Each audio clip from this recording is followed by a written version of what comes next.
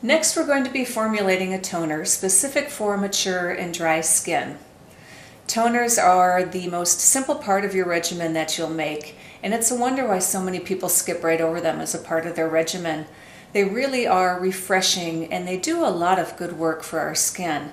They help clear additional residue after cleansing, and they really help balance a proper pH in the skin. You want that pH to be right around 5.5, give or take a little bit. Anything that's too low of a pH makes the skin too acidic, which means it will be too oily and can be prone to blemishes. Anything above that 5.5 or above about 6 or so, the skin starts getting too alkaline, which is very drying and can lead to additional premature aging. So we want to keep that right around 5.5 if we can. I like to use hydrosols for my toners. Hydrosols are created during the process of creating essential oils. Unfortunately, we can't make hydrosols ourselves without proper training and equipment, but thankfully we can purchase them. This formulation that we're making today only has 2 hydrosols, so it's very simple to make. The first one is helichrysum, sometimes called immortelle or everlasting. You'll probably see 3 different names for it sometimes, but I like to call it helichrysum. And helichrysum is wonderful for healing and regenerating damaged skin. It also helps tone the skin, and it also helps boost collagen. So it's a wonderful addition to our formulation. I'm going to go ahead and add a 1/4 cup into my mixing jar.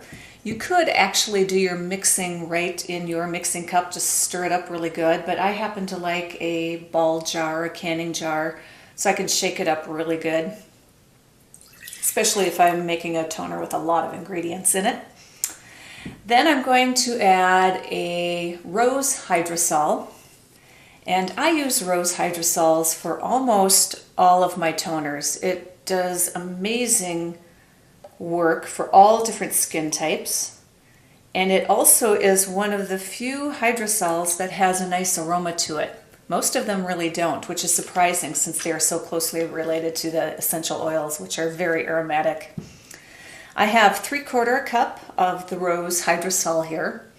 And it's the rose hydrosol which is really balancing the pH of the skin.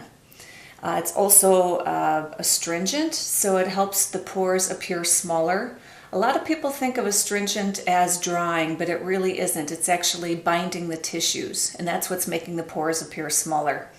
Rose really is actually very hydrating, and it's very nourishing to the skin.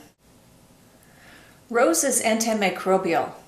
So here we are with a feeding, nourishing ingredient, which is also cleansing the skin. So I'm going to add my 3/4 cup to my mixing jar, and I'm going to cap that and shake that up real well. I could just store this right in the mixing jar, but it is a clear bottle, so I'd want to make sure that I store it out of any sunlight. Store that in a cool, dark place. I'm going to store my toner in these jars, which are really nice because they already are dark, and they have a nice disc top, flip top on them, which I find really convenient. Now I could just pour my hydrosol right into that jar, but I happen to have a funnel. If you have a funnel, great. It'll make it a lot easier. I can pour that right in here. Now these hydrosols should last about 6 months or so if they're stored properly.